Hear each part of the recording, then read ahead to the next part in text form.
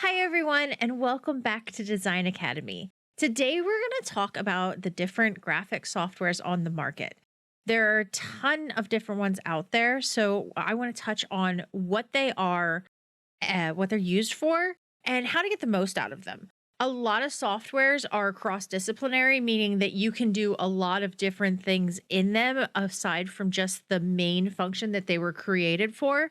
So, I'm not going to tell you that you need to use a specific software or different companies or anything like that. I just want to go over what they are intended for so that you can get a better understanding, which means it'll lead to a more informed decision about what software you're using and potentially finding better solutions to what you need to do. Before we touch on the how, I want to talk a little bit about the what. What are you exporting or creating? I'm going to break this down into a couple different categories. The first one is images. There are two types of static images you will work with: raster and vector.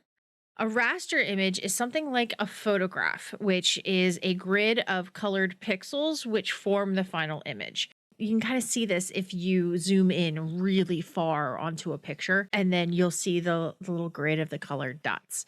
There are many types of raster images, but the most common are JPEG, PNG, and GIF. Raster images can be made smaller without losing quality, but if you make them larger than the actual original piece, the image starts to degrade and get fuzzy or pixelated. If you're creating raster based images, make sure you save them at a nice large dimension so the final output will be crisp and clear. A vector image is a computational graphic within your software. Using a complex set of mechanisms and algorithms, the software calculates the geometry and proportion of the graphic, so it's the same no matter what size. This means you can make a vector image super duper tiny or humongous on a billboard, and it will be identical each time. Vectors are really great for logos, illustrations, and text. These files include AI, SVG, and EPS files. The next type of graphics are animations. Content creation involves a lot of video, and animation helps bring it to life. You can add these in two ways: animated GIFs or video files. Animated GIFs are an image file that contains frames of still images similar to a flipbook.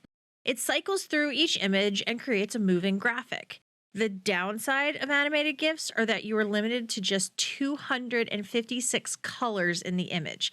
If you're doing a simple or a small animation, it shouldn't be affected.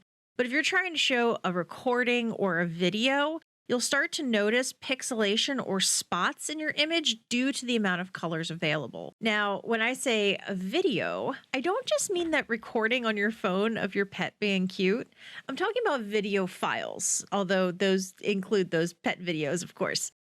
Video files include .mov, .mp4, but there are a lot of different types out there. So check your output settings in whatever software you're working in to make sure that you get the type of file you need for whatever application you're going to be using it for.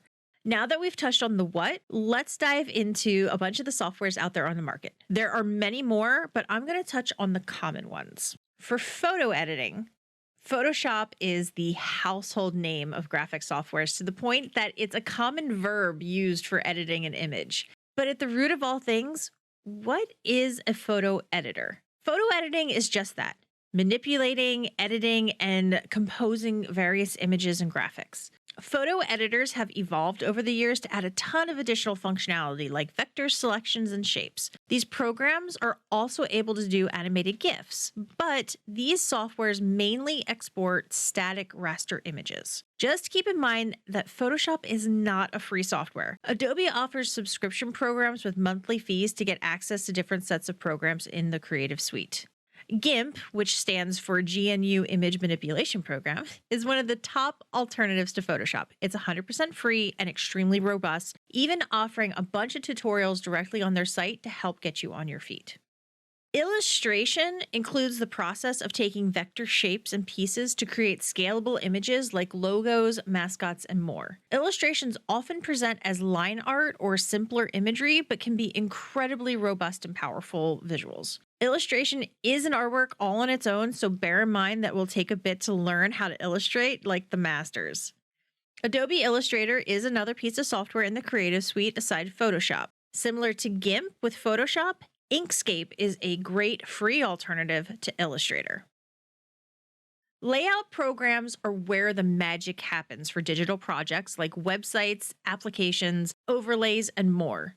These programs can also be called prototyping software because of their robust abilities to replicate the user experience before an interactive piece is built. A lot of user interface designers, user experience designers, and graphic designers alike use these programs in their day-to-day, just like me, because of how amazing they are at creating your designs. These programs are where you take your photos, illustrations, icons, and logos and put them together into the final composition. Some of the most popular paid programs include Adobe XD, Figma, and Sketch.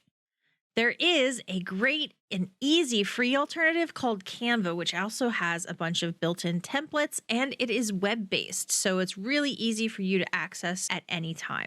I do want to mention two other softwares in this section, Adobe InDesign and Quark. These programs are made for printed pieces like brochures, books, posters. While you're able to create web layouts in these, it's very difficult to translate from the print space to the digital world. So I would caution against using these to create graphics and layouts for anything screen-based. The print industry runs off of a different color scheme called CMYK, which stands for cyan, magenta, yellow, and black. That means the four base colors of anything that is professionally printed are going to be using that color scheme. However, web media is based in the RGB space, which is red, green, blue. You may know this if you have ever, as a kid, sat really close to a screen or a television and had your nose up against it and saw the colored dots. Everything was red, blue, and green. So the different color spaces mean that when you transition from one to the other, you're going to lose some of your color values and things are going to possibly look muddy, muted, or go the opposite direction and be oversaturated. Motion graphics are those fun little animations and details like stingers, pre-rolls, and lower thirds, as well as special effects to make your videos look professional and high quality. These softwares operate with timelines and usually export video files to integrate into your final piece. The big name in motion graphic software right now is Adobe After Effects, but like the rest of the Creative Suite, it is a paid program. There's a really great free alternative on the market called HitFilm Express, which also has an upgrade option to pay for more features. If you're still a little confused as to what motion graphics are versus actual output video, motion graphics are the little details that kind of bring things to life. So if you look at this video here, it's the transitions where we have the lines and the logo. It's the lower third that has my name and sort of swipes in from the sides. You can also do a lot of really cool special effects, like making a person glow while they run across the screen or adding lightsabers into some sort of an animation. It's just adding the effects in there. It's not editing the entire video itself. For that, we're going to use video editing software.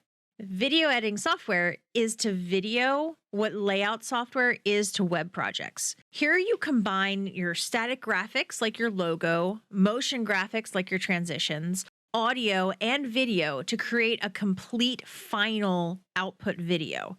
Adobe Premiere is a robust professional level software, but DaVinci Resolve is an amazing free alternative. In addition to being a really good video software, DaVinci is also seen in the industry as the best color adjustment software for video if you're interested in color grading your piece. All right, we did it, guys. As you're exploring which softwares to use, keep a few things in mind. Number one, always stay in your budget. Don't spend money on a software you don't know about, don't understand, or possibly may never use. Make sure you do your research, look into your alternatives, and find out what's going to work best for you and what's going to work best for your budget. Free software doesn't mean that it sucks. It means it's free. Number two, we all learn at some point. So when you open a new software and you follow that first tutorial, please be kind to yourself. It takes practice. It takes patience. I've been a designer for over 15 years and I am still learning every single day. You won't whip out Hollywood quality videos your first time in a program, but that first step is the way to go. Eventually, you will get there. It's just going to take some time. So don't get frustrated, as frustrating as it may be. I can say I have rage quit when when I was first learning new softwares. I have walked away from the computer, and that is okay. Just don't give up. Just keep trying, keep practicing, and you will get there. And then our third little tip here is find software that is comfortable for you to use. I'm very comfortable with Adobe products because that's what I learned on. That's what I've done for years and years and years. So for me, it is very natural where the tools are, where the palettes are, how the software is set up. That doesn't mean that you need to use the same software. Watch the tutorials, just like I said in the first one. Learn the interface, find the programs that work for you. Find the programs that when you are sitting in there and you are working in it, you are comfortable and aren't doubting everything. The actual user interface works for the way that you work. So make sure that you find what is best for you. That's why I'm not saying, hey, you guys, you got to use this program or you got to use that program. I gave you a couple examples of different ones. And like I said, there are a million out there on the market, but this will kind of get you to the understanding of how these different softwares function and what they are intended for so that you can kind of roll things into what you need. I really hope you enjoyed this episode of Design Academy. Next time, we're going to jump into the whole wild world of color. So, we're going to talk about color theory, color palettes, and how you can use these and leverage them to make the most of your branding, design, and marketing. I hope to see you again soon. Have a great rest of your day, and thank you again for watching. I will see you next time.